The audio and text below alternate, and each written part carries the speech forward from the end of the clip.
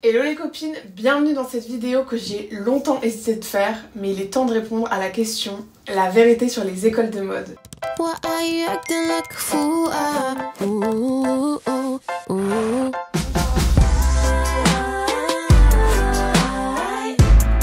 Or maybe not.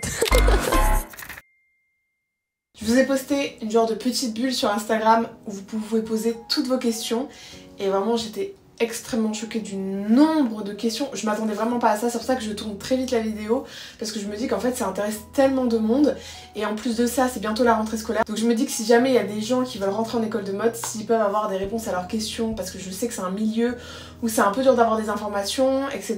Surtout sur internet, des vrais avis surtout, des gens qui l'ont vraiment fait. J'espère que ça pourra vous servir. Ça fait bientôt 4 ans que je vous partage tout mon parcours en école de mode. J'ai tout partagé sur Instagram, sur TikTok, sur YouTube. J'ai eu des centaines et des centaines de messages, de plein de questions durant toutes ces années, mais j'arrivais pas forcément à répondre à toutes parce que déjà j'avais pas fini le cursus. Et là maintenant j'ai fini mon école de mode depuis plus de 6 mois, même 7 mois. Donc j'ai un avis très tranché sur tout. J'ai vraiment vécu ces 3 années en école de mode, j'ai vécu l'après-école de mode, j'ai vécu les stages. Donc je peux vraiment vous en parler en ayant vraiment vécu le truc à fond et avoir vraiment un avis qui soit positif ou négatif. J'ai vraiment un avis sur tout. Petit disclaimer quand même avant de commencer, sachez que c'est mon expérience, c'est mon parcours, ce que j'ai vraiment vécu.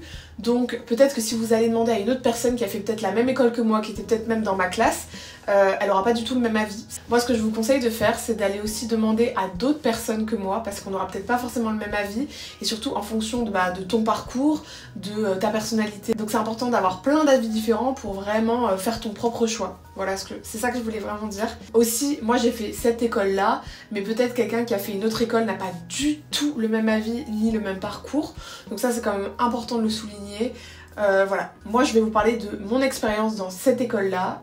Bon, on va commencer parce que j'ai eu tellement de questions que je sais même pas par où commencer quoi. N'hésitez pas à me rejoindre sur Instagram et sur TikTok, c'est là-bas où j'ai posté toutes mes vidéos en école de mode. Vous pouvez même aller voir, swiper et vous allez tout retrouver. Vraiment, je postais quasiment une vidéo par jour, donc vous avez du contenu pour voir un peu les projets qu'on faisait. La première question, la plus basique, je vais vous faire un peu une petite présentation. Dans quelle école de mode j'ai été et quelle est la durée de l'école de mode. Moi, j'ai été à S-Mode, mais pas forcément S-Mode Paris. Moi, j'étais à S-Mode Roubaix. S-Mode Roubaix, c'est dans le nord de la France parce que moi, je viens du nord de la France. Mais sachez qu'il y a plein de S-Mode déjà en France. Je crois qu'il y a 5 campus en France. Et il y a aussi plein de campus dans le monde entier. Donc voilà, je vais vous parler vraiment de cette école-là en particulier. Je suis pas là pour faire la pub de l'école, hein, sachez-le. Je suis là pour quand même dire la vérité, les aspects négatifs comme les aspects positifs. Donc voilà, je suis pas du tout en partenariat avec l'école ou quoi. Ils sont même pas au courant que je fais cette vidéo. Je veux juste vraiment vous informer et si ça peut vous aider, c'est vraiment pour informer, aider les prochaines personnes qui vont vouloir faire des écoles de mode. Et si vous avez vraiment des questions même sur ce sujet, si ça vous intéresse, même si vous n'avez pas envie de faire une école de mode, si ça vous intéresse, hein, tout simplement. Donc à S-Mode, t'as 2 parties. T'as la partie design et la partie business. La partie design, c'est entre autres pour être styliste ou modéliste.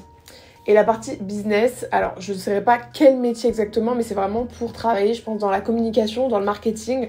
Tous ces petits métiers autour de ça, dans le secteur de la mode, c'est vraiment où tu es spécialisé dans la mode. Bon, vous l'avez compris, moi je vais pas du tout vous parler du secteur business, déjà parce que j'ai pas fait l'école, vu que c'est vraiment une autre formation. Si ça vous intéresse, n'hésitez pas à appeler l'école ou à aller demander à d'autres étudiants qui ont fait le cursus. C'est très intéressant, je pense qu'il y a plein de gens qui vous raconteront mieux que moi cette partie-là de l'école. Le secteur design, c'est du coup en 3 ans. T'as la première année où tu vas vraiment apprendre toutes les bases plutôt. La deuxième année où tu vas approfondir et ça va être vraiment centré sur le tailleur. On va vraiment apprendre le tailleur, le pantalon, etc. Et la troisième année qui est pour moi la plus intensive, qui est la création d'une collection de 5 looks. Du coup, avec tout ce qu'on a appris pendant les 2 premières années, on va devoir l'utiliser pour créer notre propre collection et notre propre univers.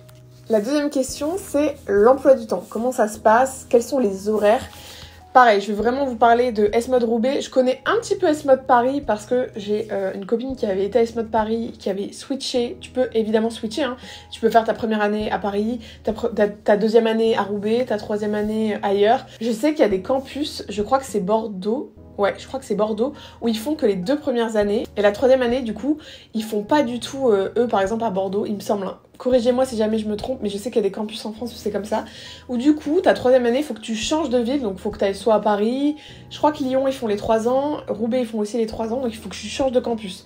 Donc ça, soyez quand même vigilants à ça, parce que ça peut vraiment, des fois, mettre un peu le truc dans la merde. Pour reparler un peu de l'emploi du temps, donc nous, à Roubaix, on a un emploi du temps qui est assez fixe. En globalité, on commençait vers 9h et on finissait vers 16h, 16h30. Voilà, c'était à peu près ça, 9h, 9h30, 16h, 16h30. Il y avait des fois des jours où on avait des cours en plus où on finissait à 18h30, on pouvait même finir à 19h30, mais c'était pas tout le temps. Et c'était des fois à des périodes vraiment concises de l'année, genre pendant 2 mois de l'année, on avait un cours qui finissait à 19h30 le mardi par exemple, mais on va dire qu'en globalité, les cours c'était ça les horaires. On avait une pause de 1h30, 1h ou 1h30 le midi. Alors là, vous allez vous dire, putain, c'est chill et tout, franchement, c'est cool. Du lundi au vendredi, on finit à 16h30, puis on s'en va. Pas du tout, parce qu'en fait, ça, c'est les cours qui finissent, mais après, il y a tellement de devoirs qu'en fait, tu finis pas du tout à 16h30. Vraiment, mais loin de là, vraiment... La journée ne fait que commencer parce qu'après il y a le après les cours. Les cours c'est pas du tout comme à la fac, c'est de septembre à juin. Vous finissez pas du tout en mai comme certaines personnes finissent par exemple à la fac. Donc c'est vraiment une année scolaire un peu comme au lycée, si vous voulez un peu vous dire. Pour les vacances c'est pareil, c'est un peu comme au lycée, vous pouvez un peu vous référencer au lycée. Voilà l'emploi du temps par rapport à Roubaix. Je sais qu'à Paris, ça n'a rien à voir. À Paris, c'est soit t'es du matin, soit t'es de l'après-midi. Ils ont plusieurs campus en plus dans Paris. Je sais qu'ils en ont un à Pantin et un à Paris même. Mais en soi, c'est soit t'es du matin, donc tu fais, je crois que tu commences vers 7h, 8h et tu finis vers 14h, je crois. Ou soit t'es du soir et je pense que tu peux même finir vers 21h. Il me semble que c'est ça. Et soit t'es du matin, soit t'es de l'après-midi. Et ça switch en fonction des semaines parce qu'il y a trop d'élèves. Genre vraiment, Paris c'est un énorme campus. Vraiment, chaque ville a un campus différent, a une manière de fonctionner différente. Donc allez vous renseigner si ça vous intéresse. Est-ce qu'il faut savoir coudre pour rentrer en école de mode? Eh bien écoute, ça dépend des écoles de mode, voilà. Je sais que l'IFM, faut pas savoir coudre, mais je sais qu'il faut quand même avoir des notions. Après, tout dépend de ton esprit créatif, je pense qu'ils prennent aussi au coup de cœur. Mais à S-Mode, il faut pas savoir forcément coudre, même pas du tout. Il y a plein de gens qui rentraient à S-Mode sans avoir même touché à une machine à coudre, donc vraiment, tout est possible. C'est juste que c'est une école qui coûte très cher, mais ça, j'en reviendrai après. En soi, tout le monde peut rentrer en école de mode s'il a le budget. Après, il y a beaucoup d'abandons, mais ça j'en parlerai peut-être après. J'ai pas eu de questions sur les abandons, pourtant c'est vraiment un vrai sujet, les abandons en école de mode, il y en a énormément. Pas forcément besoin de coudre, je pense juste avoir vraiment un vrai attrait à la mode, avoir vraiment une vraie passion. Je pense qu'il faut vraiment être passionné pour faire ce genre d'études et pas seulement aimer faire le shopping. Ça, il y en a beaucoup qui pensent que c'est vraiment parce que j'aime m'habiller, parce que j'aime assembler 3 vêtements ensemble, je vais faire de la mode. Ça n'a rien à voir. C'est vraiment 2 mondes différents. Aimer faire du stylisme, aimer relooker des gens, aimer faire du shopping, aimer les magazines et aimer coudre des vêtements, aimer réaliser des vêtements, ça n'a rien à voir. C'est vraiment 2 mondes différents. Donc ça, vraiment, prenez-en en compte, ce n'est pas du tout la même chose. Prochaine question, comment se passe l'entretien que l'on va devoir passer avant de pouvoir rentrer en école de mode?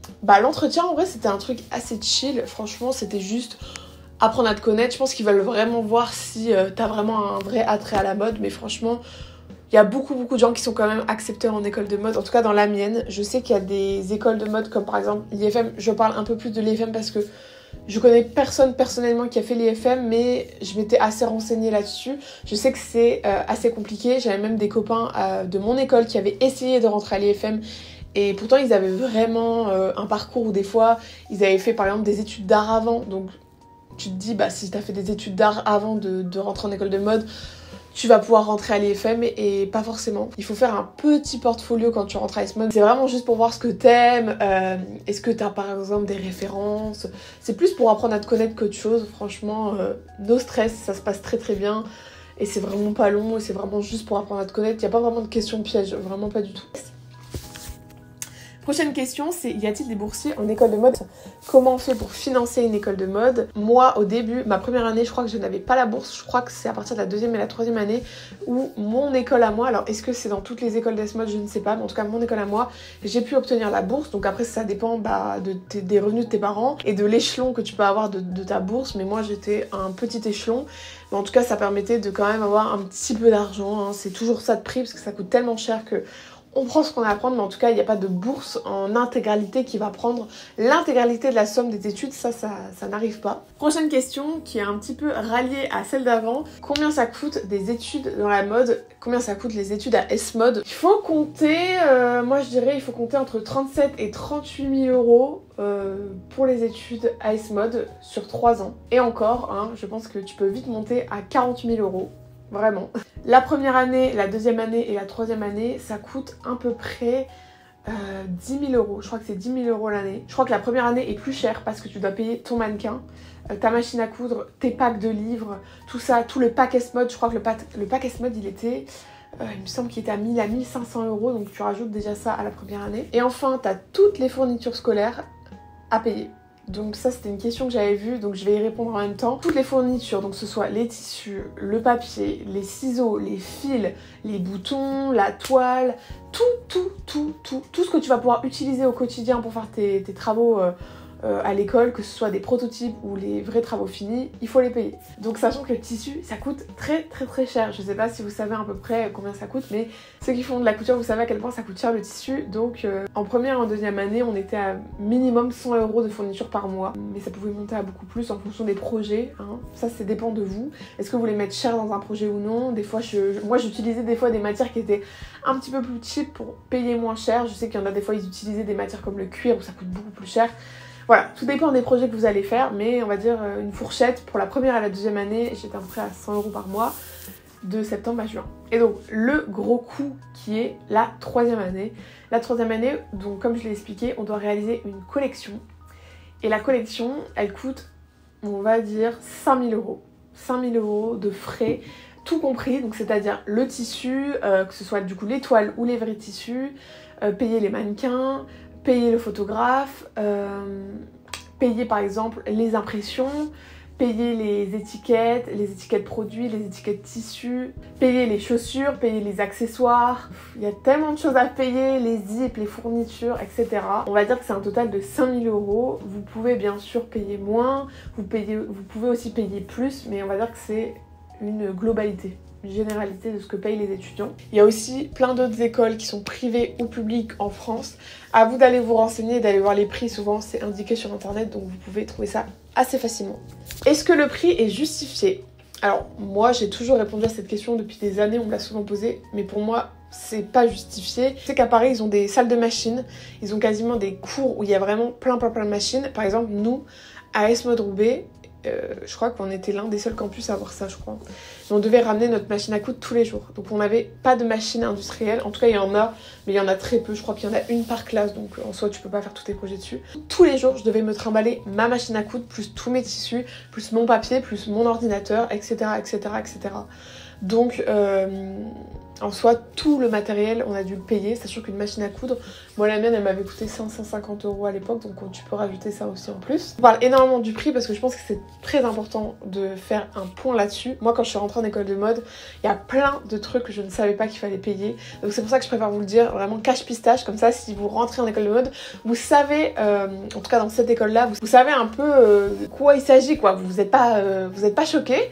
Dans les autres écoles, je crois que c'est un peu pareil. Il y a des fois où vous avez des salles de machines où du coup l'école vous fournit des machines, mais quand tu rentres chez toi ou tu fais tes devoirs en fait chez toi, il te faut une machine à coudre. Donc généralement t'as quand même une machine à coudre chez toi et une machine à coudre à l'école, mais sachez qu'à S-Mode Roubaix, vraiment tu ramènes ta machine à coudre tous les jours, tu te la trimbales. Donc moi je trouve que c'est un petit peu honteux ça, vraiment, comparé à d'autres écoles où ils ont vraiment des salles avec les machines. Ce que je voulais dire, c'est que pour moi c'est tellement cher que c'est tellement handicapant pour les étudiants de payer une telle somme. Je pense que aucune étude, n'importe lesquelles, ne vaut un prix aussi cher pour des gens qui n'ont pas de travail, qui sont étudiants, etc. et qui veulent juste réaliser leurs rêves. Donc n'importe quelle étude, que ce soit les écoles de commerce, les écoles de mode, pour moi ça ne justifiera jamais ce prix-là. Prochaine question, quels sont les cours qu'il y a à l'école? Alors on a vraiment deux gros cours qu'on a quasiment soit tous les jours, soit la moitié de la semaine on a du stylisme, ou la moitié de la semaine on a du modélisme. Ça se coupe en deux notre semaine, donc c'est vraiment là où on a le plus d'heures dans ces deux matières là qui sont les deux matières les plus importantes. Et après on a d'autres petits cours qui s'accumulent mais qui sont vraiment des petits cours, par exemple d'1 heure. On peut avoir du marketing, on a ça une fois par semaine et c'est seulement 1 heure. On a aussi des cours d'anglais, pareil, c'est 1 heure une fois par semaine, un jour dans la semaine. On avait des cours de dessin, ça j'aimais beaucoup. On fait du dessin sur vraiment des vraies personnes qui viennent. C'est du dessin habillé et du dessin nu, donc t'apprends plein de trucs, c'est très intéressant. On a aussi le cours culture mode qui est aussi assez intéressant parce que t'apprends vraiment tout. On a aussi des cours de Clo 3D, ça a été mis il y a quelques années, à mon année, quand je suis arrivée en 2e année, ils ont ouvert cette section-là. C'est quand tu crées sur l'ordinateur des vêtements en 3D. T'as aussi des cours de Modaris. Le cours de Modaris, c'est pareil, c'est sur l'ordinateur. C'était ces 2 cours-là qui finissaient très tard le soir. Modaris, qu'est-ce que c'est? C'est créer tes patrons, mais sur ordinateur. Je crois que c'est tous les cours qu'on avait. Franchement, c'est quand même pas mal, c'est assez complet. Ça, c'est un peu une question un peu plus personnelle. Est-ce que je me suis toujours sentie à ma place? Est-ce que la mode était faite pour moi? Et est-ce que j'ai eu des doutes? Je pense qu'on a tous des doutes et on a tous envie d'arrêter à un moment donné durant ces 3 années. Comme je l'ai un peu expliqué tout à l'heure, il y a le côté abandon qui revient aussi beaucoup. Il y a énormément d'élèves qui ont abandonné. Moi, dans mon année, on avait commencé, je crois qu'on était 25. Et à la fin du cursus des 3 ans, il y avait au moins 10 personnes dans ma classe qui avaient abandonné. J'ai vu aucune question parler des spécialités. Pourtant, c'est quelque chose qui est très intéressant. À Ice Mode Roubaix, il y a la spécialité hommes et femmes et c'est tout. Alors qu'à Paris, t'as la spécialité lingerie, art du spectacle, haute couture, enfants. Moi, j'ai eu énormément de doutes. Pas de doutes en mode est-ce que c'est fait pour moi ou non. Je savais que c'était là où je devais être, c'était ma voie. Pendant toutes mes années lycée, je rêvais d'une seule chose, c'était de partir et d'aller en école de mode. Je sais que c'était fait pour moi. Après, voilà, c'est tellement compliqué, c'est très intense. Donc, à un moment donné, on a des doutes. Surtout sur qu'est-ce qu'on veut vraiment faire. Est-ce qu'on veut plutôt être dans la partie modélisme ou la partie stylisme? Parce que c'est vrai qu'on apprend les 2 métiers et en soi, à un moment donné, il va falloir faire un choix parce qu'on peut pas faire les 2 métiers en même temps, à part quand on a notre marque. C'est un peu ce que je fais moi actuellement. Mais si t'es dans une entreprise, tu vas devoir un peu choisir. À part si t'es dans des toutes petites entreprises où t'es vraiment genre la seule personne à tout faire, mais ça peut vite être un peu angoissant de tout faire justement. Ça, c'est la question que j'ai vu vraiment, mais le plus posée. Vraiment, je sais pas combien de personnes ont posé cette question, mais c'était hallucinant. Pourtant, je trouvais pas du tout que c'était une question hyper intéressante, mais apparemment ça vous intéresse, donc je vais y répondre. C'est est-ce qu'il y a de la compétitivité entre les élèves? Alors j'étais très étonnée que vous posiez cette question. C'est peut-être le truc qui vous fait peut-être le plus peur. Comment y répondre à cette question parce que vraiment chaque personne a son expérience. Je vais répondre à cette question par oui, il y a de la compétitivité entre les élèves, ça c'est sûr. Surtout à la fin de la 3e année qu'il y a beaucoup de compétitivité. Parce qu'en soi, dans la première et dans la 2e année, il n'y a pas plus de compétitivité que par exemple dans une autre école ou dans une autre formation qui n'a rien à voir avec de la mode, hein, mais dans n'importe quelle classe. Mais c'est plutôt en 3e année où il y a de la compétitivité parce qu'il y a des prix à la fin. Donc du coup, il y a de la compétitivité pour ça. Alors qu'en soi, les prix, c'est vraiment, mais vraiment pas le plus important. Vraiment, c'est tellement... Ça change rien vraiment à ta vie. Si t'en as, c'est trop cool. Si t'en as pas, c'est rien du tout. Vraiment, vous en faites pas. C'est pas du tout le plus important. Il y en a qui sont hyper vicieux, franchement. Après, il faut vraiment être avec les bonnes personnes. De toute façon, tu le remarques toujours. Hein, les gens qui sont comme ça, qui sont vraiment que dans la compétition, qui veulent pas aider, qui copient les autres... ça, il y en a, franchement, il y en a eu. Il y en a qui volent aussi, il y en a qui font disparaître les projets des gens. Ça arrive, mais c'est quand même assez rare, où des fois, il faut vraiment avoir fait des trucs pas très cool pour que ça t'arrive, hein. Mais moi, personnellement, je n'ai jamais eu de problème avec ça. Après, j'étais pas trop problématique et j'étais juste dans mon coin et je faisais mes trucs. Moi, je vous conseille pas du tout de l'être dans cet esprit-là. Plutôt d'être dans un esprit plutôt d'aide, d'entraide. Parce que en soi chacun fera son bout de chemin, ça sert à rien d'être en compète, ça sert vraiment à rien, ça va juste vous bouffer de l'énergie pour rien. Plutôt concentrez-vous sur vos trucs, aidez les autres qui en ont besoin parce que l'entraide c'est important, il y a des trucs que tu vas savoir, il y a ton voisin qui va savoir mieux faire quelque chose d'autre, qui va pouvoir t'aider, c'est très important. Donc s'il vous plaît, arrêtez d'être en compète, ça ne sert à rien, chacun fera son bout de chemin. Prochaine question, quelle est la quantité globale de travail en 3e année? Mais c'est quand même en globalité une charge de travail qui est assez énorme. Moi perso, je travaillais, je crois que j'arrivais plus tôt le matin et je finissais tous les jours à peu près, je sais pas, je travaillais 3 heures je pense le soir, 2-3 heures en plus. Le week-end, je prenais quasiment tous mes week-ends pour travailler ma collection. Les vacances, pareil, toutes mes vacances, je travaillais ma collection. On va dire que c'était un peu du non-stop. Après, c'est gérable. Tu peux quand même... Il y en a qui disent, tu ne peux plus sortir, tu ne peux plus rien faire de ta vie, tu es enfermé. C'est pas vrai.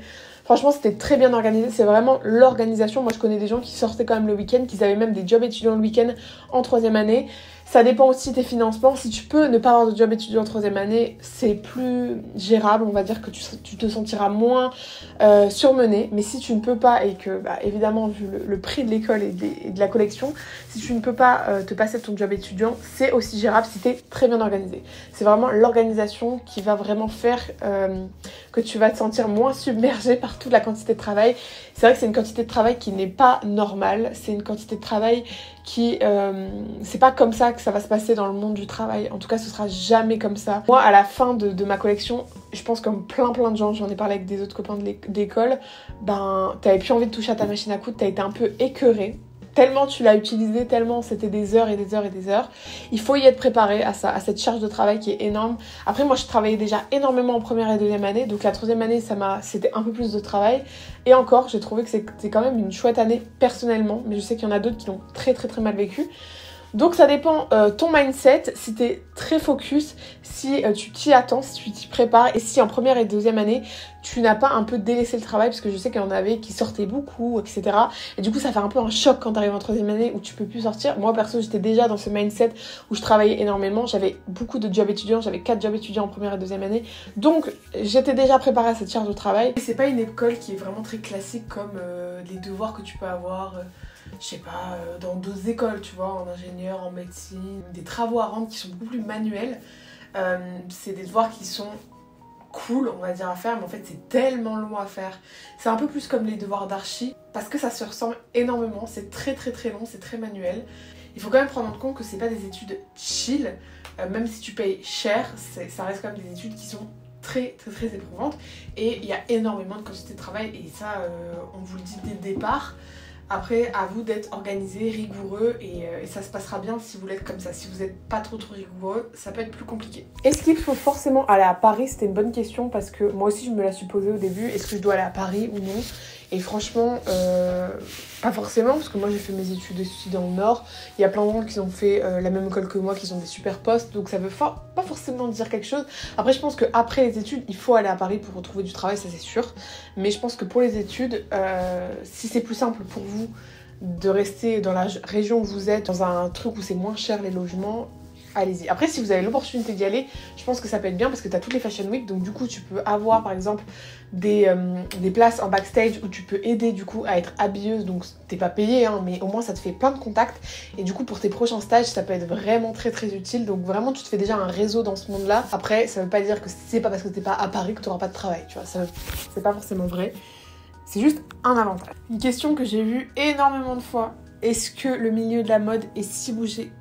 Alors, oui, c'est un milieu qui est bouché de chez bouché. Après, tout dépend du métier. En fait, tu fais une école de mode, mais tu peux faire plein de métiers après. Tu peux évidemment, donc les 2 métiers que je vous ai parlé tout à l'heure, qui sont les plus gros métiers, mais bon, ça veut tout dire et rien dire, mais tu peux être styliste ou modéliste. Mais pareil, c'est vague parce que tu peux être... chef produit, tu peux être styliste pour enfants, styliste pour hommes, styliste pour femmes, styliste haute couture, styliste prêt-à-porter. Tu peux être modéliste spécialement pour les tailleurs, tu peux être modéliste spécialement pour les robes, pour le flou. Tu peux être styliste pareil enfant, lingerie, enfin c'est tellement... Il y a des métiers, mais tu as aussi plein de multitudes de métiers. Tu peux être aussi ceux qui créent tous les motifs. Donc tu peux être, je sais plus comment ça s'appelle, c'est les gens qui font les motifs. Mais voilà, les créateurs des motifs sur les vêtements. Pareil, tu peux travailler dans la photo. Tu peux travailler aussi sur les plateaux télé en tant que styliste. Tu peux aussi être la personne qui fait les croquis de dessin. Tu peux être en production aussi. Donc en fait, t'as plein de multitudes de métiers. Mais malgré tout ça, c'est un secteur qui est extrêmement bouché. T'as des métiers comme le métier de styliste qui est bouché de chez bouché, vraiment. Et je dis pas que c'est impossible, je dis juste que c'est bouché de chez bouché. Bon, voilà, en tout cas c'est un secteur qui est quand même très compliqué. Il y a énormément de gens qui veulent faire ces métiers-là pour très peu de place. Donc évidemment, c'est compliqué à trouver un travail. Je vais pas vous faire croire que tu sors de l'école et tu trouves un travail. J'ai des copines, moi j'ai ma copine là que ça fait quasiment 1 an qu'elle cherche du travail et elle trouve pas. Il y a aussi la réalité du...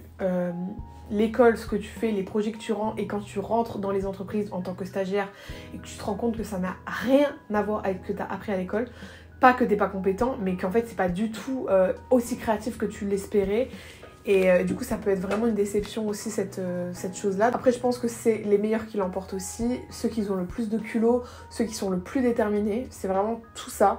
C'est pas forcément d'avoir du réseau, après si t'as du réseau, si tes parents ont du réseau, si les gens que tu connais et que tu côtoies sont dans le milieu, ça va vraiment t'aider, mais c'est vrai que le bouche à oreille, le réseau, c'est ça qui fait que ça peut faire décoller ta carrière. Job où tu parles beaucoup, tu fais beaucoup d'after work, tu rencontres des gens, machin, qui connaît machin, qui peut te faire rentrer dans cette entreprise-là, mais ça ne veut pas dire que c'est pas parce que tu as aucun réseau, aucune personne dans ta famille qui fait ça que tu ne peux pas y arriver. C'est pas parce que tu habites dans le trou du cul du monde que tu peux pas y arriver. Moi personnellement j'habite dans le trou du cul, personne connaissait, rien, pourtant j'ai quand même réussi à avoir un stage chez Chanel, donc je pense que tout est possible, vraiment. Moi j'étais déterminée. Alors après oui, tu vas devoir vraiment redoubler d'efforts. Les stages, je pense que ce sera un sujet de vidéo que je vais faire parce que c'est tellement compliqué de trouver un stage, une alternance, etc. Donc j'ai plein de petits tips à vous donner. Dites-moi en commentaire si ça vous intéresse ce style de vidéo sur les stages, les alternances. Peut-être pas les recherches de job parce que moi je suis pas allée jusqu'à là, mais en tout cas le stage et les alternances dans le cursus scolaire. Dites-moi en commentaire si ça vous intéresse, qui partent en retraite, donc il faut des nouvelles personnes, oui, mais après il faut de la détermination, ne lâchez pas et vraiment surpassez-vous, faites des projets à côté, faites-vous connaître et restez pas juste dans les cases en mode bon bah voilà, il faut que je fasse ça, il faut que faites plus que ce qu'on vous demande. Parce que voilà, c'est ceux qui feront plus qui auront plus. Vas-y, charbonne, et que ce soit à l'école ou après l'école ou pendant les stages, fais même... Moi franchement, je faisais même des stages où j'étais... des faux stages, où c'était même pas rémunéré. Une autre question que j'ai vue, est-ce que les profs sont exigeants? Les écoles de mode sont très exigeants. Il faut refaire et refaire si c'est pas parfait. Par exemple, nous on était plus dans le milieu du prêt-à-porter. Je pense qu'il y a des spécialités comme la haute couture où c'est encore plus exigeant. C'est une exigence qui est... folle, vraiment folle. Je vous l'ai dit, il faut être assez pointilleux, rigoureux, déterminé. Il n'y a que comme ça que ça va marcher et que vous allez vraiment bien apprendre. Je pense à gérer, il faut vraiment essayer de gérer ses émotions parce que la pression est vraiment à son comble à des moments de l'année. Des fois ça va mieux parce que voilà, il y a moins de trucs à faire, moins de rendus, mais quand il y a des gros rendus à faire, c'est vrai que la pression est là. Ils sont exigeants, mais après ils sont aussi là pour nous conseiller et il y a des gens qui sont aussi très bienveillants. L'exigence ne veut pas dire ne pas être bienveillant, c'est juste que bah voilà, il y a un certain stade à avoir et il faut l'avoir et ça c'est la réalité. Au niveau du logement, je sais que j'ai eu des questions sur la distance, sur la taille du logement aussi, comment faire quand on n'a pas les moyens de forcément prendre un logement en plus. Moi personnellement c'était mon cas, moi j'avais pas les moyens de payer l'école plus un logement en plus. Je sais qu'il y en a qui le font et c'est mieux dans le sens où c'est plus chill, ce qui est logique, hein. Quand t'as un logement à côté de l'école, tout de suite c'est chill. Tu peux aussi très bien réussir en n'ayant pas de logement du tout à côté et en vivant chez tes parents ou loin. C'était 1h30 aller, 1h30 retour, donc il y avait 3 heures, c'était très long. C'est pour ça que j'en profitais à faire du montage, etc. La taille du logement, pareil, franchement, déjà d'avoir un logement c'est un luxe je pense quand t'es étudiant, donc... ça prend de la place, de la couture, ça je veux pas dire, mais après si déjà t'as un petit logement c'est trop cool, tu peux aussi faire beaucoup de choses à l'école donc c'est chouette, t'es pas obligé de tout faire chez toi, mais après tu peux vraiment avancer chez toi et à l'école et ça, du coup ça permet quand t'as pas de place de faire à l'école. Une question qui est très intéressante, est-ce que ça vaut vraiment le coup de faire une école de mode quand on veut se lancer dans la mode? Si tu veux te lancer, faire ta propre marque, etc., je te dirais que non, tu peux aussi prendre des modélistes qui vont t'aider à faire tes produits et si t'as juste les idées, etc., c'est possible, hein. Il y en a plein qui l'ont déjà fait. Jacques Mus il l'a fait, il n'y connaissait rien, il a fait S-Mode pendant 1 mois et puis après il est parti. Donc je te dirais que oui, parce que en fait en soi il y a plein de gens qui l'ont fait et c'est possible. Après dans la réalité du truc, imaginons il y a les gens qui ont fait des études, des masters, des bachelors, etc. dans les meilleures écoles ont déjà du mal à trouver du travail en ayant fait des études et des stages, etc. etc. Alors les gens qui n'ont rien fait, c'est encore plus compliqué pour eux, je pense. C'est ça que je veux dire. C'est que je pense qu'il y a tellement de gens qui veulent le faire. Maintenant, ils regardent quand même beaucoup ce que tu as fait, dans quelle école tu as été. Donc, pour moi, c'est quand même important de faire des études, sachant que tu apprends tellement de trucs, mais vraiment des trucs, c'est quand même, c'est pas un truc qui est inné, quoi. Le modélisme, c'est dur, c'est quand même de l'apprentissage. Pour moi, oui, tu peux tout faire sans études, tu peux même le faire en étant autodidacte. Mais après, ça dépend vers où tu veux aller, quel métier tu veux faire, etc. Prochaine question, on repart sur l'histoire des sous-sous. Comment financer les études de mode autre qu'un prêt étudiant? Je dirais qu'à l'école, il y avait à peu près 80%, je dirais, entre 70 et 80% des gens qui avaient un prêt étudiant, tout simplement à la banque avec un taux zéro. J'avais des copines qui étaient à 500 € après les études à rembourser par mois, sachant que quand t'es stagiaire tu gagnes 600 € et que tu dois habiter à Paris, enfin c'est assez compliqué quand tes parents ils t'aident pas, sachez-le. Donc autre qu'un prêt étudiant, bah après je pense à mettre des sous de côté avant, travailler à côté. Moi je travaillais à côté ma mère et ma grand-mère ils m'avaient aidé à payer mes études. Franchement, je devais travailler en plus pour payer toutes les fournitures, l'essence, etc. Même tout. Donc pour moi c'était obligatoire de travailler à côté, malgré qu'on payait quand même une partie de l'école quoi. Je pense que c'est soit ta famille, soit un prêt étudiant. Ou alors tu économises pendant des années et puis tu fais tes études bien plus tard. Est-ce que vous avez d'autres idées? N'hésitez pas à me dire en commentaire. Je pense qu'on est dans les dernières questions. Est-ce que tu conseilles S-Mode comme école? Quels sont les points négatifs et les points positifs? Oui, je conseille S-Mode, c'est l'une des meilleures écoles de France quand même, donc oui, je conseille S-Mode. J'ai appris énormément de choses, vraiment le cursus en tel quel, enfin tout ce qu'on apprend c'est quand même extrêmement complet, faut quand même le dire. C'est ça que je voulais aussi vraiment finir sur cette note quand même qui est assez positive, parce que j'ai appris énormément de choses et c'est très complet quand même comme formation, c'est très complet, tu vois tellement de trucs, c'est limite il y en a de trop, tellement que tu vois de notions, mais en soi c'est quand même extrêmement complet. Si tu t'y es vraiment mis et que tu as vraiment mis du tien et que tu as beaucoup appris, t'apprends plein de trucs. Après voilà, c'est quand même un milieu qui est assez spécial, faut se le dire. Les gens sont spéciaux, ils ont pas forcément toutes les mêmes valeurs, voilà, ça dépend de tes valeurs, ça dépend de tes principes, mais c'est vrai que c'est assez spécial. Et ça faut se le dire quand même, c'est un milieu qui est quand même chelou. Il y a de tout, hein. Je vais pas épiloguer là-dessus, mais je pense que vous m'avez compris. Donc ça c'est un truc que des fois j'essaie de mettre de côté, parce que moi je voulais juste apprendre et c'est tout, mais c'est vrai que des fois ça revenait un peu là-dessus, des fois les gens sont un peu space, des fois c'est compliqué de communiquer parce que on n'a pas du tout les mêmes valeurs. Et parler vraiment du cursus et des études, c'est quand même un super cursus, faut vraiment s'y attendre à ce qu'il y ait une vraie pression, ça c'est vrai, il y a une vraie pression. C'est mentalement très compliqué, voilà, il faut se le dire. Moi je m'y remets, là franchement je m'y remets d'une fatigue de 3 ans, et il n'y a que depuis quelques semaines où je commence à vraiment récupérer, et ça fait tellement du bien d'avoir une vie plus normale, en tout cas moins stressante, où je peux retourner à avoir une vie sociale, parce que c'est vrai que pendant 3 ans j'avais plus de vie sociale aussi, ça faut se le dire, mais après c'est un choix. Je sais qu'il y en a qui préfèrent faire leur vie, avoir une vie sociale et avoir des travaux qui sont peut-être moins aboutis ou en tout cas moins complexes. Mais c'est vrai que des fois c'est compliqué, les mots sont vraiment dits, genre il y a une franchise qui est là-bas où voilà, t'as mis tout ton cœur dans un projet et on va venir te le casser, tu vois. Bon, je dis pas qu'à chaque fois ça se passait comme ça, moi perso ça s'est toujours à peu près bien passé, donc mais je sais qu'il y a des fois des gens qui pouvaient être blessés en fait par les mots, parce que c'est une façon de dire qui est pas hyper pédagogique, tu vois ce que je veux dire. Je sais pas trop comment expliquer. Et même si on vous tacle sur un projet, la vie ne s'arrête pas, il y a rien de grave, c'est aussi très subjectif là, les goûts et les couleurs, est-ce que machin aime, est-ce que ton projet est vraiment bien, c'est aussi subjectif, il faut garder aussi cette part de subjectivité. Si vous êtes à l'école et que des fois ça se passe mal, ne vous en faites pas, ce n'est pas très grave.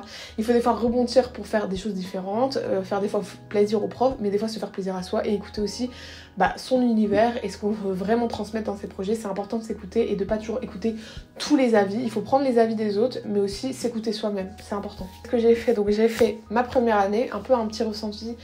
Ma première année, j'ai adoré ma première année, franchement c'était super chouette, j'ai appris énormément de choses, je savais un peu déjà coudre avant, donc ça m'a permis qu'au début j'avais un peu plus de facilité, mais en soi le retard que les gens ont qui n'ont jamais cousu, ils le rattrapent très rapidement, donc donc c'était chouette, voilà, c'était chouette, j'avais appris plein de petits trucs. La deuxième année c'était beaucoup plus intensif, j'étais avec aussi une prof qui était beaucoup plus exigeante, donc du coup c'était plus intense. Pareil, j'avais adoré, en soi j'ai adoré mes 3 années à S-Mode, c'est passé très vite aussi, profitez si jamais profiter, c'est cool. Mais c'était plus compliqué. La deuxième année, c'est celle que j'ai le moins bien vécu, même si j'ai adoré toutes mes années, mais la deuxième année c'était plus compliqué parce qu'il y avait aussi le stage, donc j'ai réussi à avoir un stage du coup chez Chanel. Et ensuite, c'était un stage de 1 mois, hein. En deuxième année, on a un stage d'1 mois, et en troisième année, c'est la collection qui est très intense. Mais pareil, j'ai quand même bien aimé, franchement. J'avais aussi tous mes jobs à côté, parce que j'étais aussi créatrice de contenu. Je faisais du coup mes petits jobs étudiants aussi que j'avais à côté. Et la troisième année, j'ai vraiment bien aimé, il y avait énormément de pression. Et j'avais plus la pression, moi, de l'après. J'avoue, j'avais la pression de l'après. Ouais, c'était très intense quand même, c'était très intense, assez stressant, mais j'étais assez bien organisée et donc ça allait. J'ai dû aussi chercher un stage et ça c'était ça qui était compliqué, c'était de trouver un stage, trouver un logement à Paris, etc. C'était ça qui m'avait plus stressée. J'ai bien aimé, surtout ma collègue que j'adore, le stage que j'ai fait, on doit faire un stage de 6 mois après ces 3 années. J'avais adoré ma collègue, mais vraiment je me rendais compte que je n'étais pas du tout faite pour travailler pour quelqu'un et que moi j'adorais travailler pour moi-même, donc c'est pour ça que maintenant je suis à mon compte. Je travaille en tant que créatrice de contenu, donc tout ce que vous voyez là sur Instagram, etc. Je fais beaucoup de bricolage, de lifestyle, mais beaucoup aussi de couture, de mode. Et en parallèle, je vais aussi lancer un nouveau projet qui est en rapport un peu avec la mode. Voilà, je pense que vous avez à peu près deviné. Je le lance dans pas longtemps, donc n'hésitez pas à vous abonner parce que je vais tout vous spoiler dans quelques temps. Bref, Voilà, donc maintenant moi je travaille à mon compte, j'ai des copains qui sont dans différentes boîtes, des plus... J'ai des copains qui sont dans des plus grosses boîtes, dans des plus petites boîtes. Chacun fait un peu son petit bout de chemin, c'est très aléatoire. Puis il y en a des fois qui font un stage, 2 stages, 3 stages parce qu'ils trouvent pas de travail. Donc il y en a qui sont en CDI, il y en a qui sont en CDD, il y en a qui sont en intérim, il y en a qui accumulent les stages parce que voilà, chacun a son petit bout de chemin. Si jamais vous avez d'autres questions auxquelles je n'ai pas répondu ou des autres questions qui vous viennent, j'essaie de faire très global, hein, j'essaie de répondre à tout. N'hésitez pas à me dire ça en commentaire, je vais essayer de vous répondre en commentaire des questions que j'aurais pas forcément pensé ou des questions qui n'ont pas été posées. Si vous voulez voir tous les projets que j'ai fait durant ces 3 années, n'hésitez pas à me rejoindre sur Instagram, vous pouvez voir tout ça. Moi je vous fais des gros bisous, merci pour tout d'avoir regardé cette vidéo jusqu'à la fin, j'espère que ça vous aura aidé. Et je vous dis à la semaine prochaine parce que je fais une vidéo tous les mercredis. Gros bisous et abonne-toi, ciao.